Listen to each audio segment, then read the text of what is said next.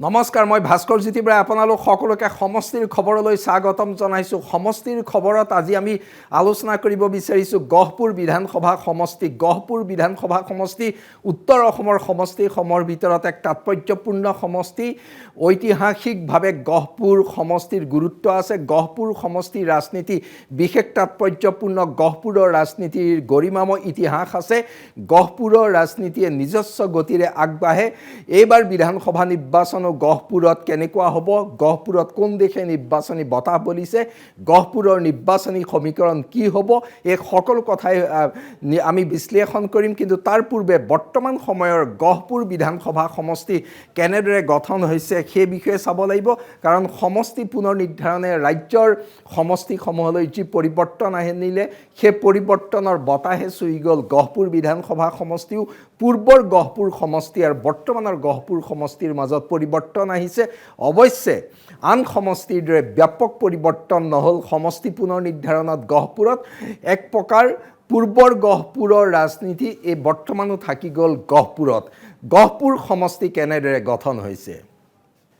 এখন পৌৰসভা আৰু 28খন গাঁও পঞ্চায়তেৰে গঠিত গহপুৰ সমষ্টি। পূৰ্বে 34খন গাঁও পঞ্চায়ত আছিল সমষ্টিটোত, অৰ্থাৎ আগতকৈ গাঁও পঞ্চায়তৰ সংখ্যা হ্ৰাস পালে গহপুৰ সমষ্টিত। 6খন গাঁও পঞ্চায়ত বিহালী সমষ্টিলৈ গ'ল। পূৰ্বৰ গহপুৰৰ পৰা 6খন পঞ্চায়ত বিহালীলৈ গ'ল, অৰ্থাৎ গহপুৰৰ এক বৃহৎ অঞ্চল বিহালী সমষ্টিত অন্তৰ্ভুক্ত হ'ল। কিন্তু তাৰ বিপৰীতে গহপুৰত কোনো নতুন অঞ্চল অন্তৰ্ভুক্ত নহ'ল, অৰ্থাৎ এই 6খন গাঁও পঞ্চায়ত আঁতৰি যোৱাৰ লগে লগে সেই অঞ্চলসমূহৰ স্থানীয় ৰাজনীতি আঁতৰি গ'ল গহপুৰৰ পৰা। কিন্তু তাৰ বিপৰীতে নতুন অঞ্চল অন্তৰ্ভুক্ত নহ'ল। সেইকাৰণে কোৱা হৈছে যে সমষ্টি পুনৰ নিৰ্ধাৰণে সমষ্টিটোত নতুন অঞ্চল অন্তৰ্ভুক্ত নকৰাৰ লগে লগে গহপুৰৰ ৰাজনীতিটো বিশেষ পৰিৱৰ্তনৰ কোনো বিশেষ প্ৰেক্ষাপটৰ পৰিৱৰ্তন হোৱাৰ কোনো বাৰ্তা নাহিল। পৌৰসভাখন হৈছে গহপুৰ পৌৰসভা।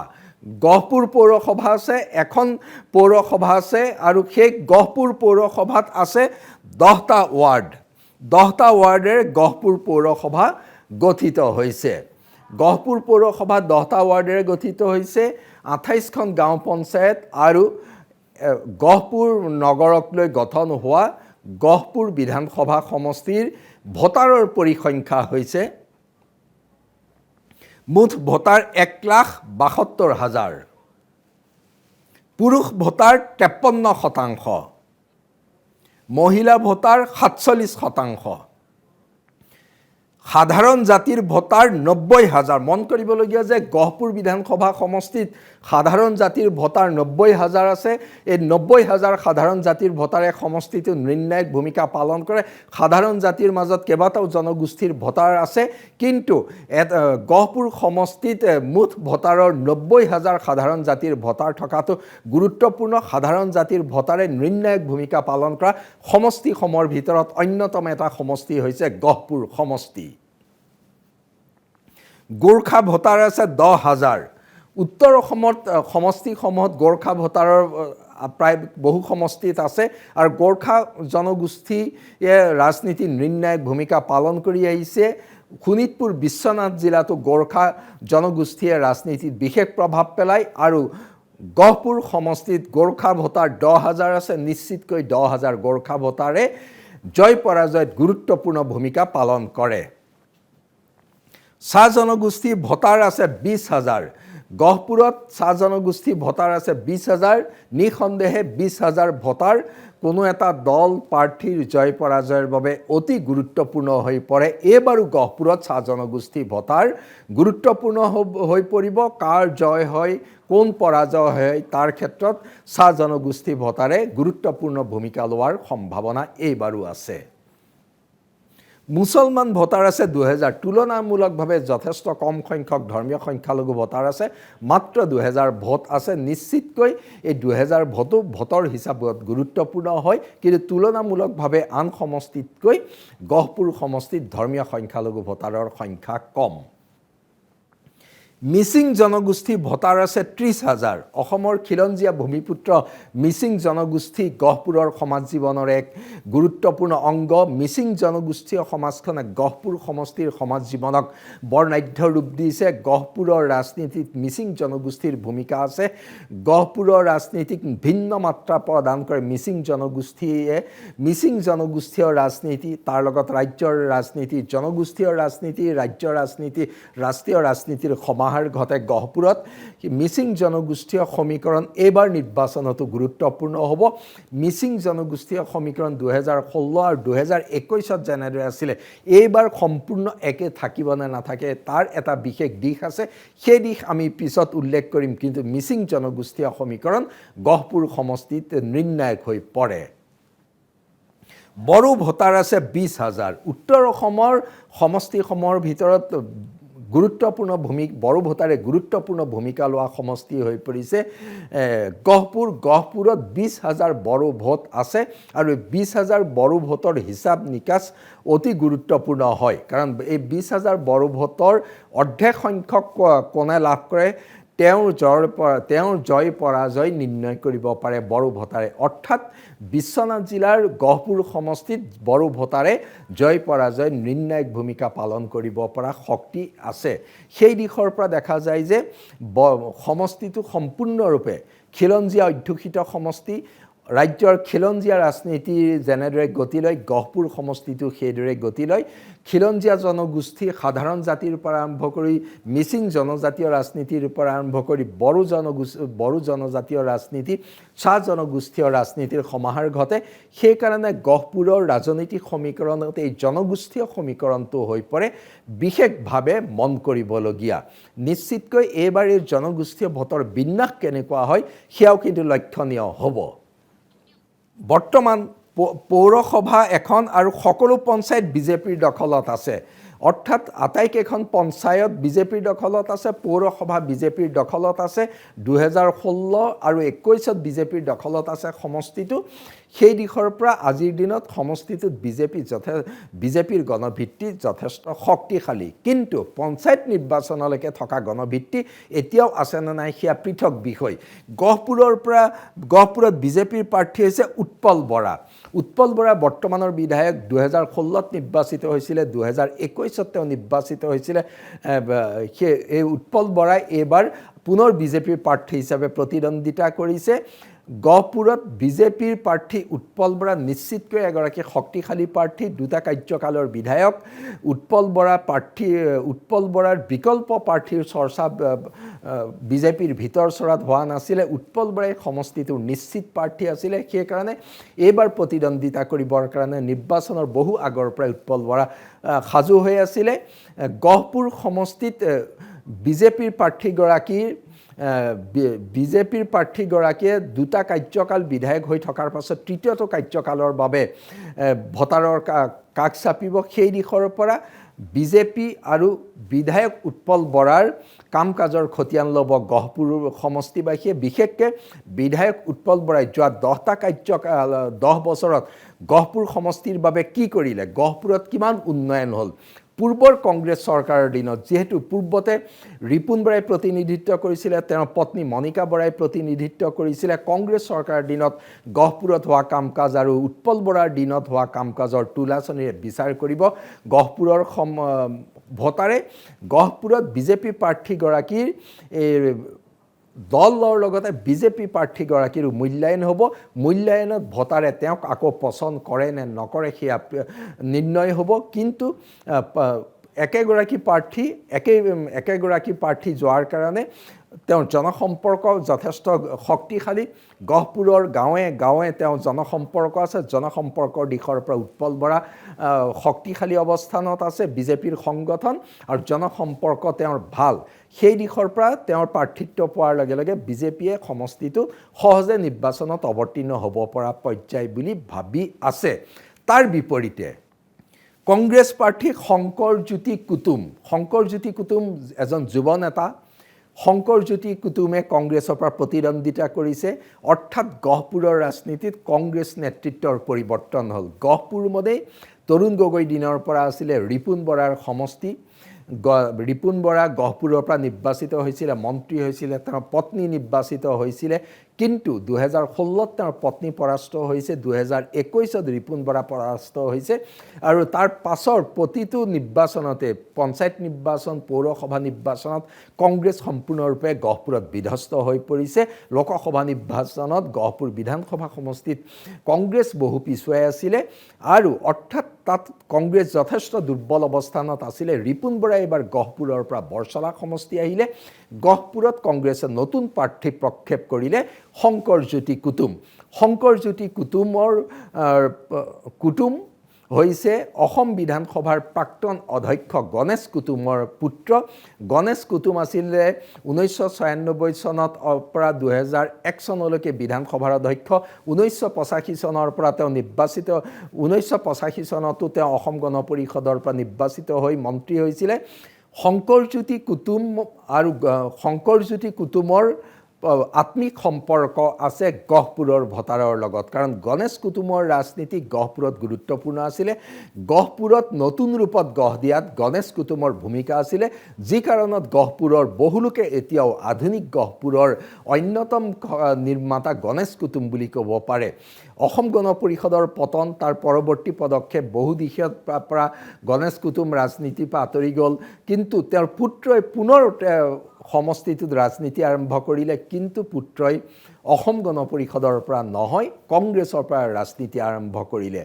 গণেশ কুতুমৰ পুত্ৰ হিচাপে তেওঁৰ পৰিয়ালৰ ঐতিহ্য আছে, গহপুৰৰ ৰাজনীতিত তেওঁলোকৰ পৰিয়ালৰ সম্পৰ্ক আছে, গহপুৰৰ সমাজ জীৱনৰ লগত তেওঁলোকৰ সম্পৰ্ক আছে।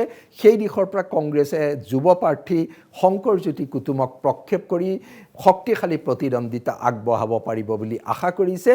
শংকৰজ্যোতি কুতুমে সমষ্টিটোত কংগ্ৰেছক কিমান নতুন গতি দিয়ে সেয়া লক্ষণীয় হ'ব, কিন্তু 2016ৰ পৰা যোৱা পঞ্চায়ত নিৰ্বাচনলৈকে যি শোচনীয় পৰাজয় হৈছে, তাতকৈ শংকৰজ্যোতি কুতুমে ভাল প্ৰতিদ্বন্দ্বিতা আগবঢ়াব পাৰিব বুলি এক প্ৰকাৰ স্পষ্ট হৈ পৰিছে। অৰ্থাৎ শংকৰজ্যোতি কুতুমে সমষ্টিটোত কংগ্ৰেছ কৰ্মীসকলৰ মাজত নতুন উৎসাহ উদ্দীপনাৰ সৃষ্টি কৰি বিজেপিৰ বিৰুদ্ধে যুঁজিবলৈ আগবাঢ়ি গৈছে।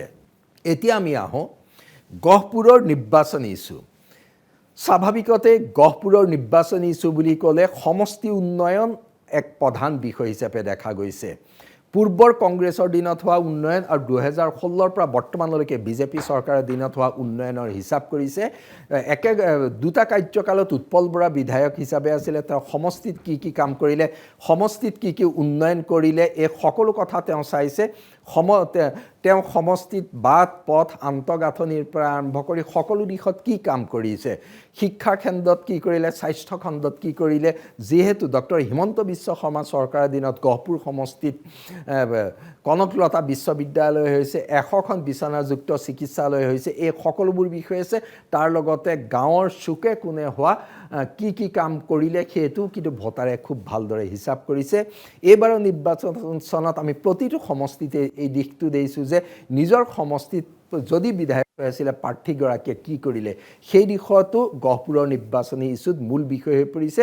অৰ্থাৎ গহপুৰ সমষ্টিৰ উন্নয়ন গহপুৰৰ প্ৰধান নিৰ্বাচনী ইছ্যু হিচাপে দেখিবলৈ পোৱা গৈছে। তাৰ লগতে গহপুৰত নিৰ্বাচনতো দেখিবলৈ পোৱা গৈছে হিতাধিকাৰী আঁচনিৰ ব্যাপক হিতাধিকাৰীমূলক আঁচনিৰ প্ৰভাৱ পৰিব। গহপুৰত হিতাধিকাৰীৰ ব্যাপক সংখ্যক ভোট বিজেপিয়ে লাভ কৰিব বুলি আশা কৰি আছে, কিন্তু বিজেপিয়ে আশা কৰা ধৰণে 100% ভোট নহয়, 80% ভোট নহয়, 70% পাব পাৰে, কিন্তু কিছু সংখ্যক ভোট হয়তো বিৰোধীলেও যাব পাৰে। হিতাধিকাৰীৰ কিন্তু গৰিষ্ঠ সংখ্যক হিতাধিকাৰী ভোটাৰে নিৰ্ণয় কৰিব গহপুৰৰ নিৰ্বাচনী যুঁজ। সেইকাৰণে হিতাধিকাৰীৰ প্ৰসংগটো গুৰুত্বপূৰ্ণ নিৰ্বাচনী ইছ্যু হৈ পৰিছে। সমান্তৰালভাৱে ৰাজ্যিক ৰাজনীতিৰ নিৰ্বাচনী ইছ্যুবোৰ গহপুৰতো নিৰ্বাচনী ইছ্যু হৈছে। অসমৰ জাতীয় জীৱনক চুই যোৱা বিষয়বোৰ, অসমৰ খিলঞ্জীয়া জনগোষ্ঠীৰ সুৰক্ষাৰ প্ৰসংগ, অসমীয়া মানুহৰ স্বাভিমান ৰক্ষাৰ প্ৰসংগই গহপুৰক আলোড়িত কৰিব, কাৰণ গহপুৰ মানে স্বাধীনতা আন্দোলনৰ সেই গৌৰৱময় অধ্যায়, গহপুৰ মানে অসমৰ অস্তিত্ব ৰক্ষা আন্দোলনৰ সেই গৌৰৱময় অধ্যায়, য'ত অসমীয়াৰ স্বাভিমান জড়িত হৈ আছে। সেই স্বাভিমানী অসমীয়াৰে ভৰপূৰ গহপুৰত নিশ্চিতকৈ জাতীয় জীৱনৰ প্ৰসংগবোৰে ভোটাৰৰ মাজত ক্ৰিয়া কৰিব। তাৰ লগতে নিৰ্বাচনী ইস্যুত এইকেইটা মূল বিষয় আৰু সামগ্ৰিকভাৱে ৰাজ্যৰ উন্নয়নৰ প্ৰসংগই গহপুৰক চুই যাব আৰু বিশেষকৈ উত্তৰ অসমত কি কাম হৈছে, উত্তৰ অসমৰ উন্নয়ন কেনেকুৱা হৈছে সিও নিশ্চিতকৈ প্ৰভাৱ পেলাব। মূলতঃ গহপুৰৰ ভোটত এইকেইটা বিষয়ে বিশেষ ইস্যু হিচাপে আজিৰ দিনত দেখিবলৈ পোৱা গৈছে। বিজেপিৰ সমীকৰণ কি? দুটা কাৰ্যকাল বিজেপি জয়ী হ'ল, এইবাৰ জয়ী হ'বৰ কাৰণে বিজেপিয়ে কি সমীকৰণ কৰিব? নিশ্চিতকৈ আমি কোৱাৰ দৰে বিজেপিয়ে সমষ্টি উন্নয়ন, ডক্টৰ হিমন্ত বিশ্ব শৰ্মা চৰকাৰৰ কাম কাজ আৰু হিতাধিকাৰীৰ অত্যাধিক গুৰুত্ব দিছে। এইকেইটা বিষয়ত তেওঁলোকে মূল গুৰুত্ব দিছে আৰু তেওঁলোকৰ সংগঠন, যিহেতু গহপুৰত বিজেপিৰ সংগঠন ভাল, বুথ পৰ্যায়লৈকে তেওঁলোকৰ সংগঠন ভাল, তেওঁলোকে সকলো ভোটাৰক সংগঠিত কৰি ভোট কেন্দ্ৰলৈ অনালৈকে সকলো কাম কৰিছে। তেওঁলোকে ভাবিছে যে উন্নয়ন হিতাধিকাৰীক আধাৰ হিচাপে লৈ গহপুৰত তেওঁলোক আগবাঢ়ি যাব পাৰিব, সেই দিশটো চাইছে। তাৰ লগতে তেওঁলোকে জনগোষ্ঠীয় সমীকৰণটো নিশ্চিতকৈ চাইছে। মিচিং জনগোষ্ঠীয় সমীকৰণটো যিহেতু বিজেপিৰ লগত গণশক্তি আছে, সেই দিশৰ পৰা তেওঁলোকে সমীকৰণটো আগবঢ়াই নিয়াৰ চেষ্টা কৰিছে। যোৱা দুটা বিধানসভা নিৰ্বাচনত মিচিং জনগোষ্ঠীৰ ব্যাপক সমৰ্থন তেওঁলোকে পাইছে, কিন্তু এইবাৰ যোৱাবাৰতকৈ কিছু পৰিৱৰ্তন আহিব পাৰে কংগ্ৰেছ প্ৰাৰ্থীগৰাকীৰ কাৰণে। কংগ্ৰেছ প্ৰাৰ্থীগৰাকীৰ প্ৰসংগত আমি ব্যাখ্যা আগবঢ়াম, কিন্তু মিচিং জনগোষ্ঠীয় ভোট এইবাৰ হয়তো পূৰ্বতকৈ কিছু হ্ৰাস পাব পাৰে বিজেপিয়ে আন জনগোষ্ঠীসমূহৰ ভিতৰত চাহ জনগোষ্ঠী ভোট তেওঁলোকে বৃহৎ সংখ্যক লাভ কৰিব বুলি আশাবাদী হৈ আছে আৰু সাধাৰণ জাতিৰ ভোট তেওঁলোকে পোৱাৰ সমীকৰণ নিশ্চিতকৈ কৰিছে, কাৰণ সাধাৰণ জাতি ভোটৰ মাজত বিভাজন হ'ব, কংগ্ৰেছেও লাভ কৰিব। এই ক্ষেত্ৰত বড়ো ভোটৰ প্ৰসংগটো গুৰুত্বপূৰ্ণ, কাৰণ বড়ো ভোট কোনে লাভ কৰিব? বিজেপিয়ে লাভ কৰিব নে কংগ্ৰেছে লাভ কৰিব? সমষ্টিটোত কিন্তু UPPLও প্ৰাৰ্থিত্ব দিছে। UPPLৰ প্ৰাৰ্থীগৰাকীয়ে বড়ো ভোট কিমান লাভ কৰিব সেই তাৰ ওপৰত নিৰ্ভৰ কৰিব বিজেপিক আৰু কংগ্ৰেছে তেওঁলোকৰ মুঠ ভোটত কিমান অংশ বড়ো ভোট সংযোজন হয়। UPPLৰ প্ৰসংগত ক'ব লাগিব যে যোৱা BTC নিৰ্বাচনত গহপুৰ সমষ্টিৰ অন্তৰ্গত পৰিষদীয় সমষ্টিত কিন্তু UPPLে BPFতকৈ অধিক ভোট পাইছিলে। এতিয়া প্ৰশ্ন আহে যে BTC নিৰ্বাচনত UPPLে অধিক ভোট পাইছিলে হয়, কিন্তু বিধানসভা নিৰ্বাচনত সেই বড়ো ভোটাৰসকলে UPPLক ভোট দিয়াসকলে পুনৰবাৰ UPPLক ভোট দিবনে, বিজেপিক ভোট দিব নে কংগ্ৰেছক দিব? বিজেপিৰ মিত্ৰ এতিয়া BPF, BTC চৰকাৰ চলাইছে BPFৰ দিশেৰে তাৰ বহু ভোট বিজেপিলৈ আহিব নেকি, সেই এটা দিশ থাকি যাব। আৰু আনহাতে যিহেতু তেওঁলোক পৰম্পৰাগতভাৱে BPF বিৰোধী ভোটাৰ, তেওঁলোকে বিজেপিক ভোট দিয়া মানে BPFক ভোট দিয়া বুজাব। তেওঁলোকে UPPLক ভোট দিয়াটো সম্ভাৱনা পুৰাই আছে আৰু একাংশ লোকে হয়তো UPPLতকৈ সমষ্টিটোত কংগ্ৰেছক ভোট দিয়াৰ ইচ্ছাও প্ৰকাশ কৰিব পাৰে। বড়ো ভোটৰ এই তিনিটা দিশ স্পষ্ট হৈ আছে। বিজেপিয়ে এই সমীকৰণ কেইটা অতি ভালকৈ চাইছে, আমি উল্লেখ কৰা কেইটা সমীকৰণ। ইয়াৰ পাছত আমি আহোঁ কংগ্ৰেছৰ সমীকৰণ কি? কংগ্ৰেছে শংকৰজ্যোতি কুতুমক প্ৰক্ষেপ কৰি সমষ্টিটোত নতুনৰ জোৱাৰ আনিব বিচাৰিছে। সমষ্টিটোত কংগ্ৰেছক নতুন শক্তিৰে উজ্জীৱিত কৰিব বিচাৰিছে। যুৱ প্ৰাৰ্থীক দি যুৱ সমাজৰ মাজত আলোড়ন আনিব বিচাৰিছে। আৰু যিহেতু পূৰ্বে সমষ্টিটোত কংগ্ৰেছ শক্তিশালী আছিলে, সেই সংগঠন শক্তিশালী কৰি অনাৰ চেষ্টা কৰিছে। শংকৰজ্যোতি কুতুম এজন প্ৰতিশ্ৰুতি সম্পন্ন যুৱ নেতা, কাৰণ সমষ্টিটোত কংগ্ৰেছ যিমান দুৰ্বল অৱস্থানত আছিলে তাৰ পৰিপ্ৰেক্ষিতত আজিৰ দিনলৈকে দেখা গৈছে যে শংকৰজ্যোতি কুতুমে বহু দূৰলৈকে প্ৰতিদ্বন্দ্বিতা আগবঢ়াব পৰাকৈ জনসমৰ্থন আদায় কৰিবলৈ সক্ষম হৈছে।